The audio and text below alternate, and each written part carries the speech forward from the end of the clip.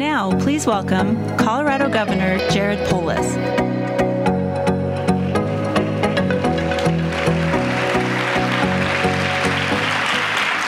Good evening. It's truly great to be here. Normally, I have the chance to join the Aspen Institute's deliberations back in Colorado during my time in Congress in Washington. In fact, I'll be joining the Aspen Ideas Festival this June. I hope many of you have the opportunity to join us there as well to highlight Colorado's climate preparedness efforts. But today I'm thrilled that Aspen Institute is expanding horizons into communities like Miami across the country, and I'm so excited for this to become a meaningful tradition. The Aspen Institute is really, as you're about to find out, a unique forum for meaningful conversations with thought leaders from every walk of life to discuss pressing issues from climate change to justice to the economy to leadership. And I know that this week's conversations around climate change will be thought-provoking, inspirational, and meaningful for each and every one of you. Because whether we like it or not, climate change is not a distant threat. It's happening in our own backyards. In Colorado, we experienced the 3 largest wildfires in the history of our state in the summer of 2020, and the most destructive wildfire in the history of our state just last December. That's why in Colorado, we're leading the way with a goal of 100% renewable energy by 2040, and we've locked in at 80% renewable energy just 7.5 years from now, 2030. Here in Florida, the impacts of climate change might look different than forest fires, but they're every bit as dangerous and present in our everyday lives. When we have these critical conversations, we learn from one another and bring new ideas to the table.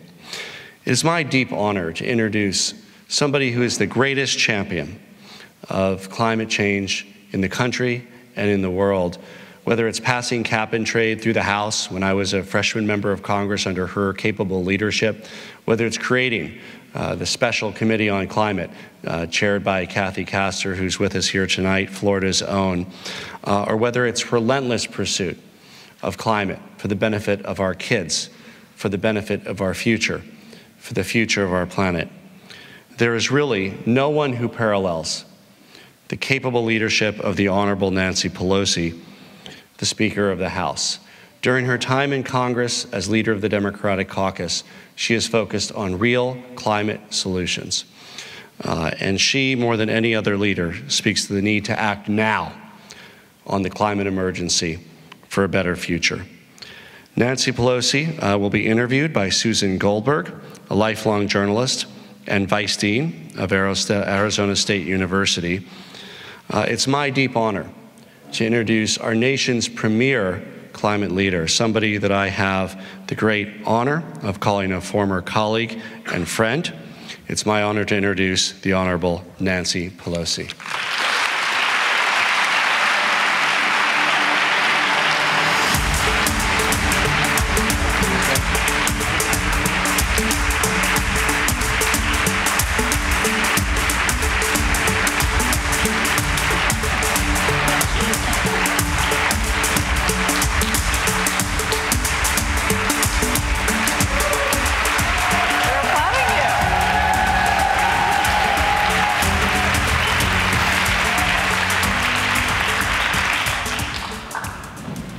Well, that was quite a greeting for you. For both of us. Wow, yeah, totally. It seems to me, based on what John Doerr said and the governor said, everybody thinks you are going to get something done about climate. But I wanted to ask you when and how are you going to do that? Because everybody has a lot of confidence, clearly. Well, thank you so much, Susan. It's an honor to be introduced by my former colleague, now the governor of Colorado. He was a leader in the Congress on the climate issues and so many other issues, and as a governor, a model to the rest of the country. Jared Polis, thank you for your kind words. I just want to get settled in here because we're in this place named now since Saturday night for Michael Tilson Thomas Performance Hall. I've been not in this auditorium, but where the performances take place many years ago when he first started here, here and in San Francisco. So it's wonderful to be in the Michael Tilson Thomas Performance Center, and thank the Anderson family for making that possible. to be here with Mayor Goldberg and Mayor Levine Cava, who are here. The mayors play a very important role in they're resilient enough and small enough, big enough to make a difference, small enough to be resilient. And so that's really very, very important. And of course, the Aspen Institute, how exciting is it that they are doing this? And I want to acknowledge, of course, the Dan Porterfield, the president and CEO of Aspen Institute, for having this auspices for this subject as big as the sky itself. I am here also with my colleague, Kathy Castor, who is the chair of our Select Committee on Climate, and this is her plan. And it sounds very much like what I read in John Doerr's book, Solving the Climate Crisis, the Congressional Action Plan for a Clean Energy Economy and a Healthy, Resilient, and Just America. I read it so I would do it justice, because some of you will hear from her tomorrow morning. And now to be here in between John Doerr, our hero, and the Krupp family, two families, it's not surprising that John talked about his daughters right from the start of his remarks, because it's always for him been about the future and accountability to our children. And the Krupp family, has Fred Krupp will be speaking, have done so much in this regard. So here we are. Now, we've been trying to do this for a while, and it is something that we would like to be as bipartisan as possible. That is a goal that has not been achieved yet. It used to be, the environmental community was largely participated in by the Republican Party, but so far we haven't gotten to that on the climate crisis. We came close in 2010. We passed the legislation in the House, but 60 votes in the Senate, and that was a challenge. But what I think John said, somebody said, now we must do this. Maybe Jared, it's long, long, long overdue. It's not about now, it's about then. It's about time that we do it now. It's about the time that has been wasted in not getting it done. When we were doing this before, it was my flagship issue then, when I was speaking the first time, it went under the polls. We were told that what we were seeing there, the melting and all the rest, by the time it was written up and peer review, it would be obsolete because more of the melting would have taken place. So this is urgent. And again, in California, it is, for the Democrats, a top 3 issue. But Madam Speaker, a top 3 issue. But it hasn't gotten to that place throughout the country, and it hasn't gotten to that place. But my hope is what you heard John Doerr, he gives me hope, that there's a plan. It's a vision, there's a plan. And young people understand this more clearly than anyone. Well, I want to talk to you about young people in just a second, but I did want to ask you about the urgency. So we've got the midterms coming up, and I've read a lot that if these bills aren't passed, if something about climate doesn't happen by the July 4th recess, the chances of anything really happening are going to go down. Do you agree with that? And well, what would you do about it? We passed the bill in the House a long time ago. Absolutely. $500 billion to address the climate crisis. $500 billion. Now in the Senate, they're still negotiating, and hopefully they will get something. But at the same time, just think of this. I was just in Ukraine, but when I was in Munich, end of February, I heard the head of the EU and other leaders of Europe come forth and say, we can no longer be enslaved to oil or other energy products from countries that will use that as a security, a national security, a global security issue. We must diversify. And I think since then you have seen steps being taken by European countries, and certainly our country, to reduce our dependence on those countries which will use it as leverage.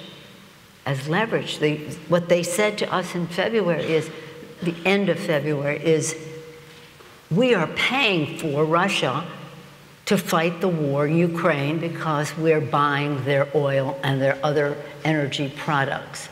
So let's think in what we have to do here, but what we have to think globally. The issue of climate has always been a health issue. Clean air, clean water, and pollution.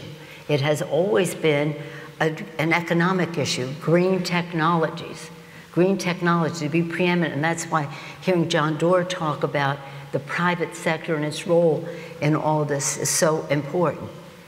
It's always been a security issue because national security experts tell us that rising sea levels, encroachment of desert, all the things that you know are happening are making it more urgent in terms of competition for habitat and resources, even food, because of the climate crisis. So it's always been a security issue, now even more so when you see the blackmail of Russia on this issue. And it is, of course, always a moral issue. If you believe, as I do, that this is God's creation, we have a moral responsibility to be good stewards. But even if you don't, we have a moral responsibility to the next generation, to the future, to be good stewards of this planet. So we have all the reason in the world to do this. It's hard to understand why there are obstacles to it. I know.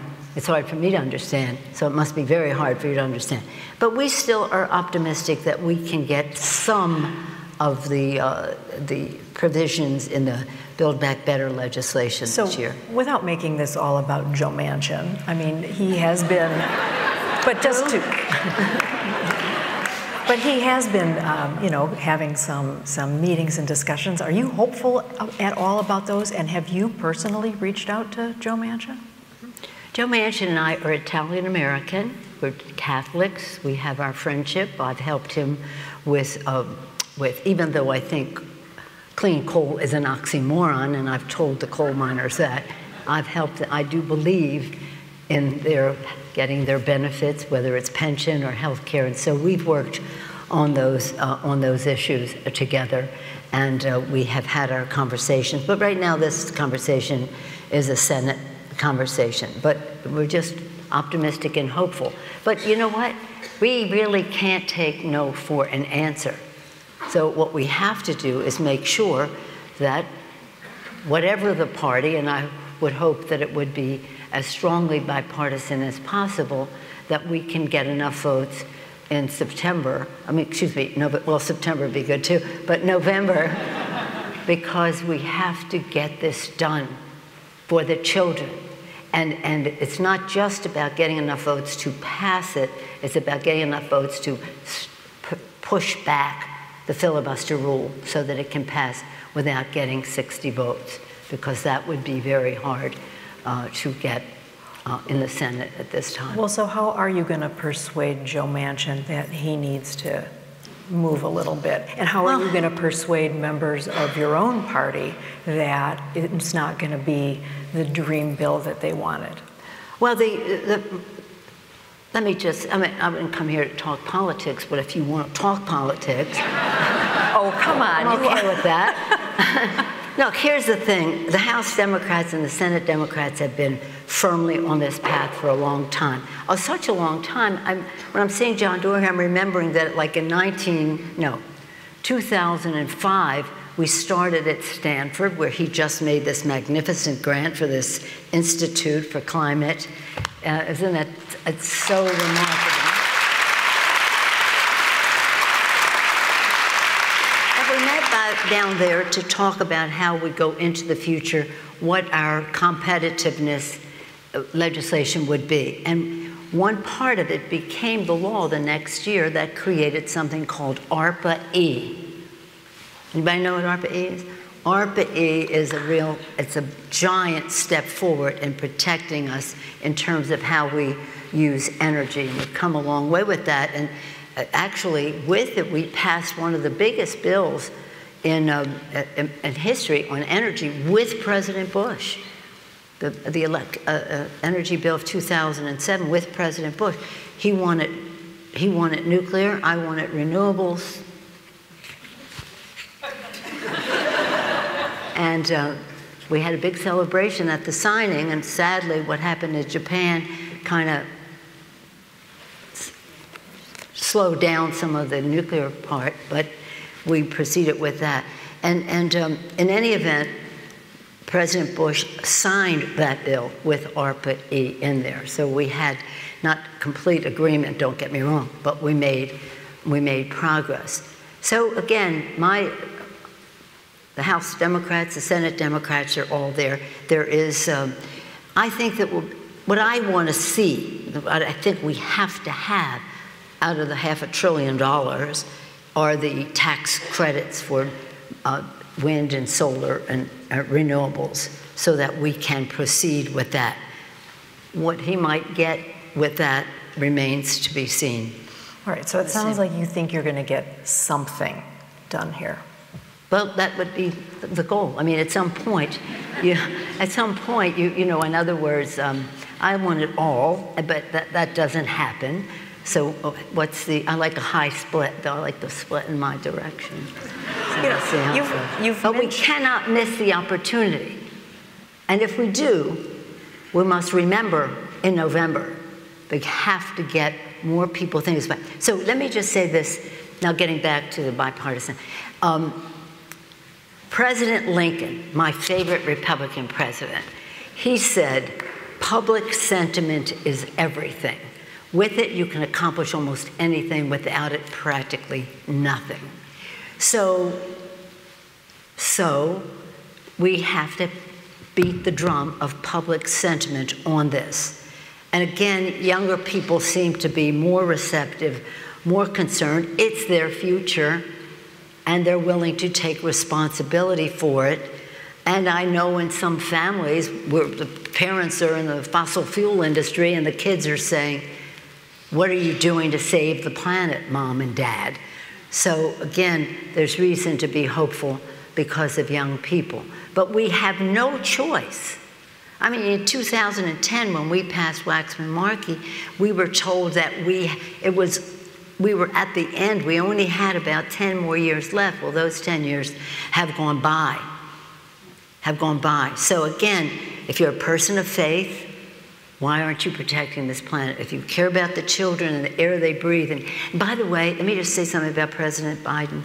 He is a champion on this issue. He takes great pride in saying that he was the first member of Congress, well, maybe in the Senate, but first member of Congress to have any legislation about climate. 1986. I wasn't even there then. 1986, he had legislation in the Senate addressing the climate issue. So when we talked to him about it, he said, you don't have to tell me. I was there before everybody. This is a priority for us. This is a priority. And he understands that it must be done. So what is the, shall we say, what's a nice way to say trade-off?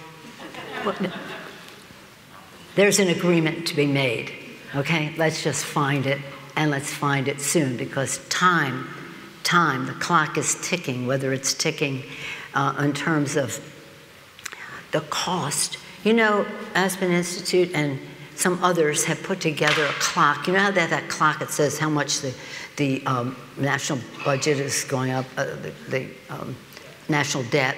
Well, this clicks about $5,000 a second as the harm that we are doing.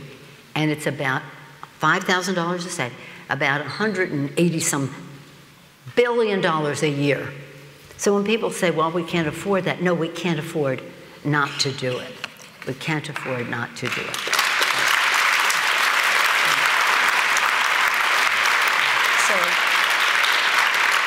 You've mentioned children a number of times here, and I know you've got 9 grandchildren, I think 9 grandchildren. 9 grandchildren.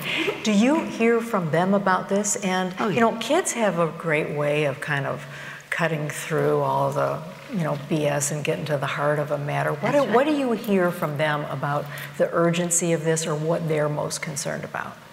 Well, you have to remember they're my grandchildren. I mean, this is how they were raised. No, I mean, my grandchildren and my children and their friends, but grandchildren younger, it's hard.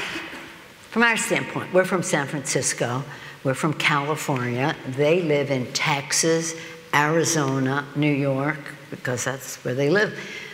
I say, when are you coming home? And they'll say, well, we are home. That's our home.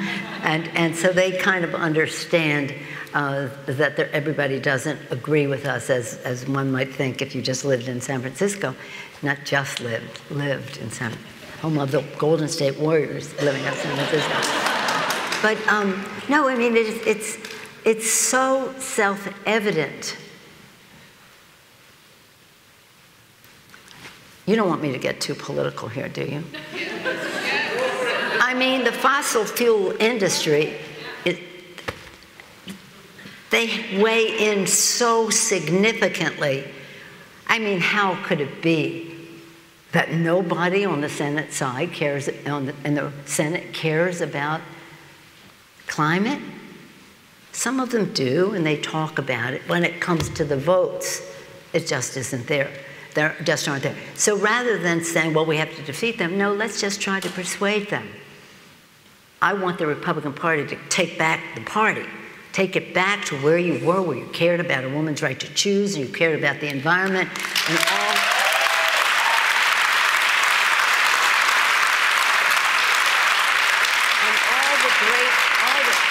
Hey, here I am, Nancy Pelosi, saying this country needs a strong Republican Party, and we do. Not a cult, but a strong Republican Party.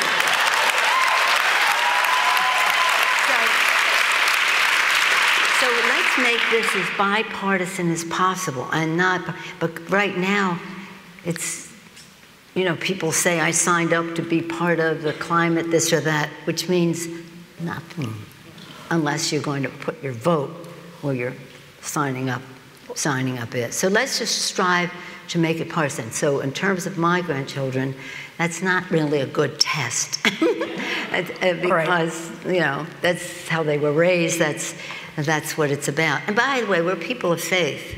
You know, we're devout Catholics and that, and this is God's creation. And what are we doing? And so we even have some evangelicals who have joined us. Now let me just talk about this one thing. Kathy Casher is going to be speaking to young people tomorrow.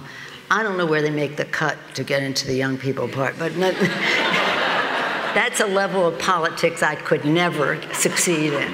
But nonetheless, she's going to be speaking. She is spectacular and shares our, and that, with that group at the table, she has everyone.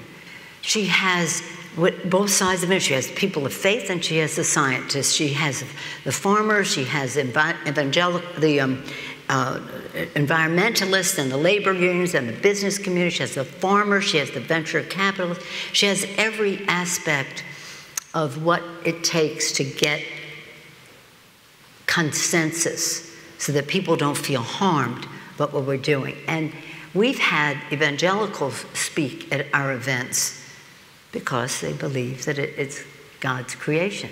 So we have that responsibility. But even if you don't share that view, you know that our ultimate response. That's why when I was speaker the first time, my flagship issue was the climate issue, and we passed the Waxman-Markey bill. It was great, but we couldn't pass it in the Senate. So it has been your flagship issue for a long time, and you've been very involved in it. You mentioned earlier, though, that you've got to get public sentiment, really, to get this to move. And what I wonder is, you know, we're living in a time of so many crises, right? Americans, unfortunately, we're about to mark our 1 millionth death from COVID. We had our own citizens storming the Capitol. We have an unprovoked attack on Ukraine. There's so many other crises. How do we keep people's attention focused on this to get something done? That's such a wonderful question, and I thank you for it. I think we have to come at it every possible way. Being in this institution, which is an institution for the arts, I'm a big believer that the arts can save us. In the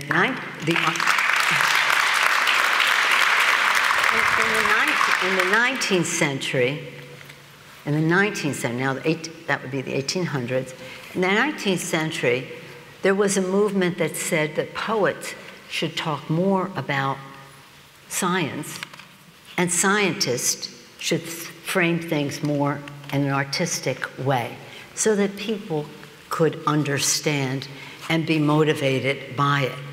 I think that what they were saying, that was the Romantic poets. Alfred Lord Tennyson was one of them. In fact, when you come to the Capitol and you go to the Science, Space, and Technology hearing room, who's on the wall but Alfred Lord Tennyson? I looked in the future as far as the eye could see, and the wonder of it all, of what the future could be. Alfred Lord Tennyson in the Science, Space, and Technology room. So everything, whether it's music, whether it's poetry, but we have to connect with people in the way that they receive information.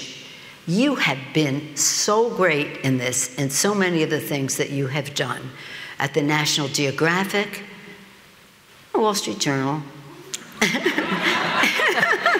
No, and Nat Geo. Nat Geo. Susan has been really spectacular in this regard because she sees, weighing the equities and sees the opportunities that are there. You know about communication better than any of us.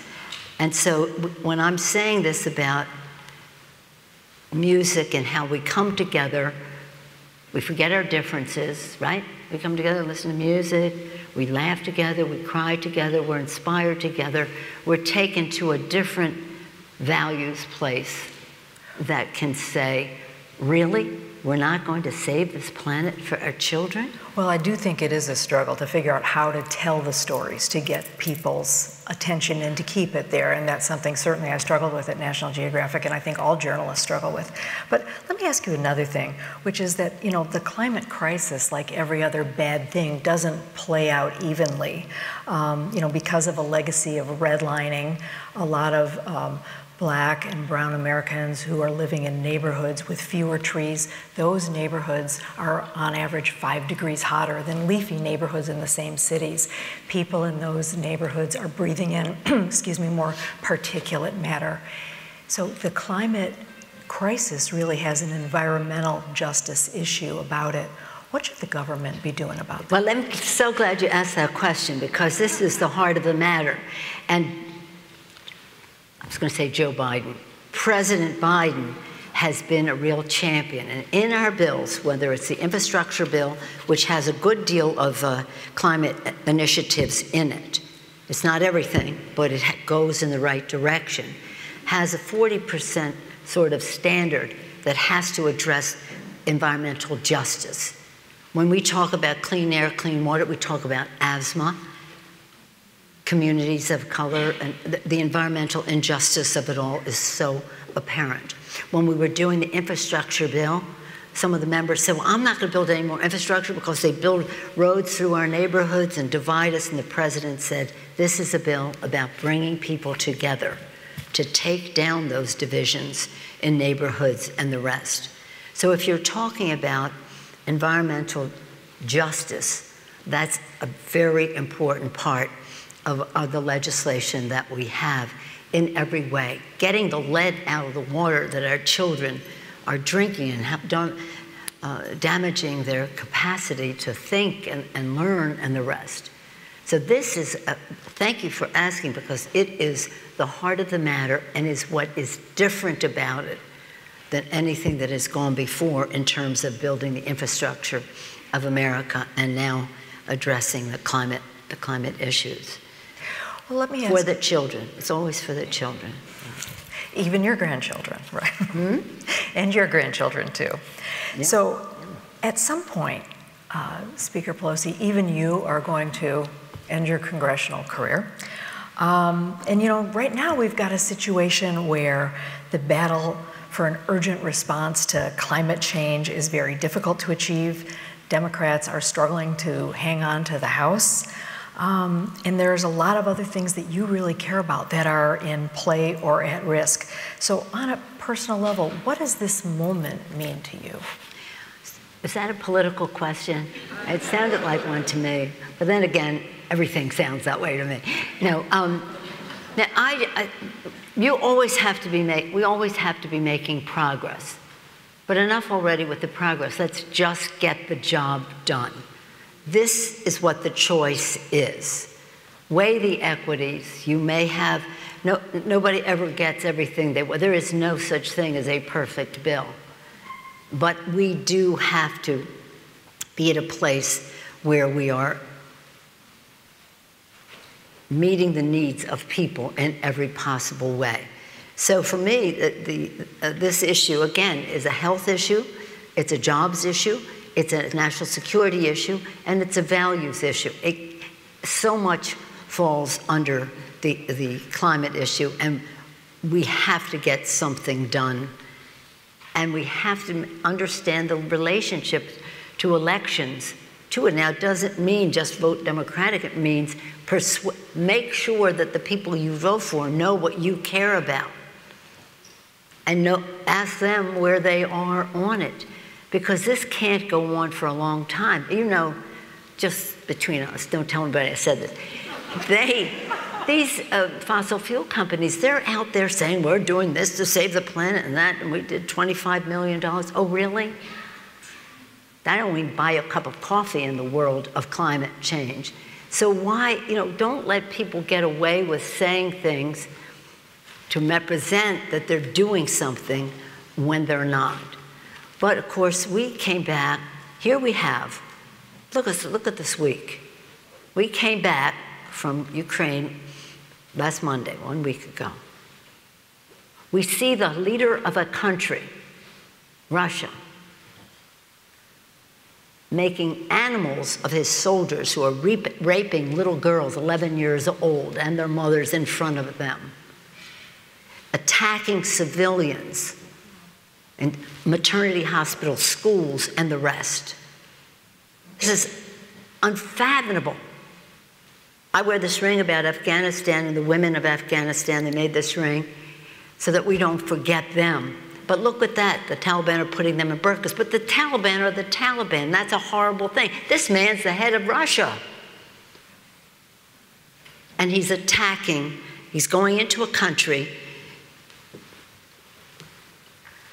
Well, you know how horrible it is. But the fact is that people can't get away with that kind of behavior. And they cannot be financed in doing it by our dependence on fossil fuels in their country.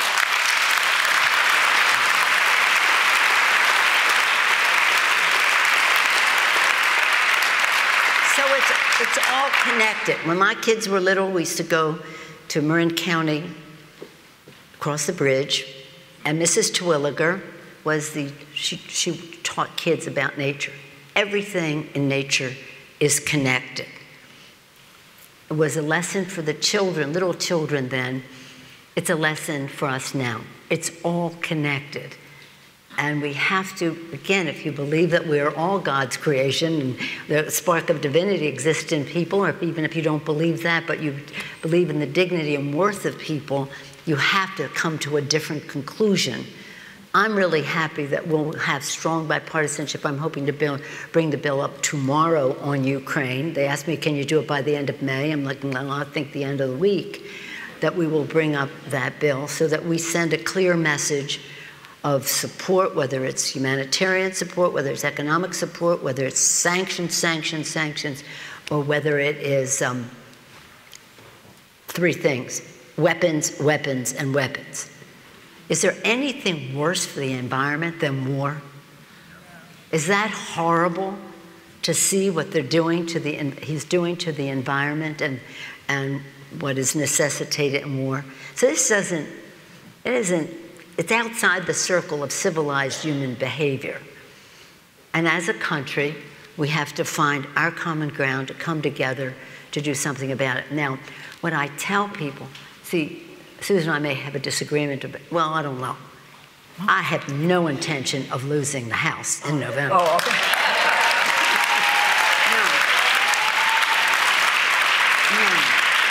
None. And when we're encouraging people to run, and I especially want more women to run, because nothing is more wholesome than more women. And then, no disrespect to the men. It doesn't mean women are better. It means diversity is better at the table, whether it's cultural, ethnic, whatever diversity is at the table. So when I say to these women, this is really hard. It's really hard. I don't want you to think this is an easy thing. This is not for the faint of heart. When you get into that arena, I can tell you that. It's not for the faint of heart.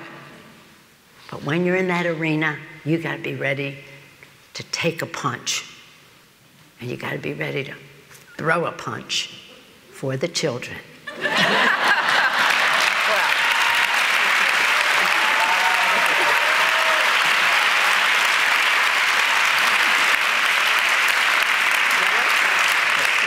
Well, Speaker Pelosi, it is always a pleasure to talk to you for the children, and thank you very much. Thanks to everybody for listening. And let's thank Susan for being